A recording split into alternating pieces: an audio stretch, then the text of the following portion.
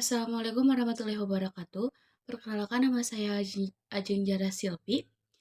Di sini saya dan teman-teman saya akan menjelaskan mengenai definisi kiamat sugro dan kiamat kubro, contoh dari kiamat kubro dan kiamat sugro, menampilkan dalil yang mencontohkan kiamat sugro dan kiamat kubro, tahapan-tahapan hari akhir, hikmah beriman kepada hari akhir, yang terakhir mengemukakan perilaku mulia. Definisi kiamat. Kiamat merupakan hari berakhirnya kehidupan manusia di atas dunia, sekaligus merupakan awal dari kehidupan di akhirat untuk mempertanggungjawabkan semua amal perbuatan ketika hidup di dunia. Kiamat dibagi menjadi dua, yaitu kiamat sugro dan kiamat kubro. Kiamat sugro merupakan kiamat kecil yang berupa rusaknya sebagian makhluk hidup maupun lingkungan. Allah Subhanahu wa Ta'ala menegur hambanya dengan kiamat sugro agar tidak berbuat kerusakan atau kemaksiatan di dunia. Kiamat sugro seringkali merujuk pada tanda-tanda kecil yang akan muncul menjelang kiamat kubro. Contoh dari kiamat sugro adalah tsunami, banjir, longsor, dan kematian. Yang kedua, kiamat kubro, artinya kiamat besar, yaitu kiamat yang sebenarnya. Seluruh alam semesta beserta isinya akan hancur sehingga tidak ada satu makhluk pun yang mampu bertahan hidup kecuali Allah Subhanahu wa Ta'ala yang Maha Kekal. Kiamat kubro juga dapat diartikan sebagai hari berakhirnya semua kehidupan makhluk di alam semesta. Perkenalkan, nama saya Najatun Nisa. Saya di sini akan menjelaskan tentang dalil-dalil kiamat sugro dan kiamat kubro. Dalil kiamat sugro. Alladzi khalaqal mauta wal hayata liyabluwakum ayyukum ahsanu amala wa huwal azizul ghafur. Artinya, yang menciptakan mati dan hidup untuk menguji kamu, siapa di antara kamu yang lebih baik amalnya. Dan Dia Maha Perkasa, Maha Pengampun. Quran Surat Al-Mulk ayat 2. Dalil kiamat kubro.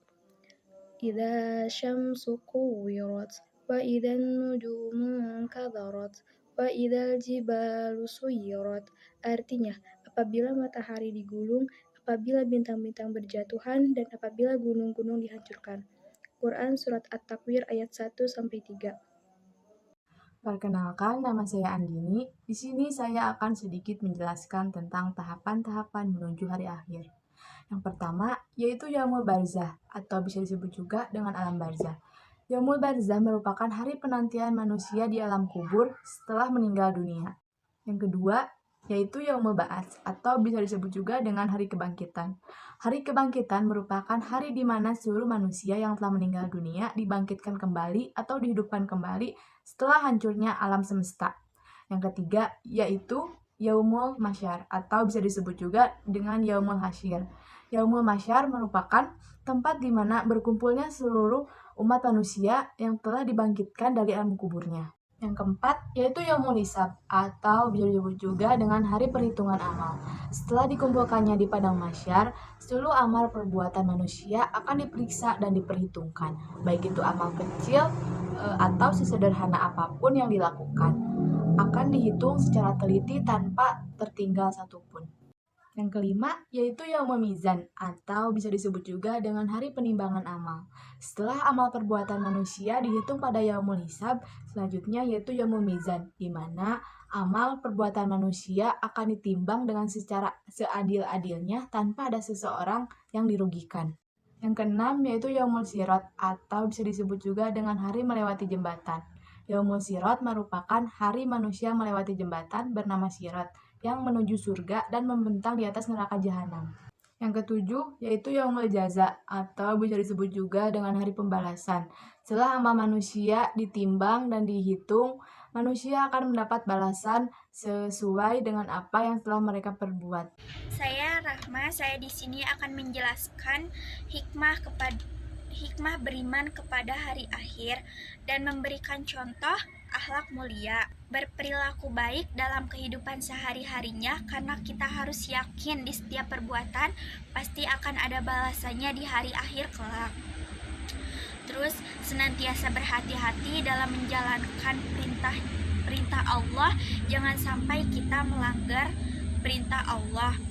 kita itu harus menjauhi larangan-larangannya seperti berbuat zina, berbuat musyrik, berbuat maksiat, dan lain-lainnya. Karena kita semua juga pasti tahu di setiap perbuatan pasti akan ada balasannya. Terus contoh akhlak mulia dalam kehidupan. Yang pertama, kita harus bersikap ikhlas. Ikhlas dilakukan dengan mengosongkan hati dan niat hanya kepada Allah Subhanahu wa taala. Terus kita itu harus bertawakal, tasamuh atau toleransi. Terus yang terakhir kita harus peduli. Sekian video penjelasan dari saya dan teman-teman saya. Mohon maaf apabila ada kekurangan ataupun salah kata. Wassalamualaikum warahmatullahi wabarakatuh.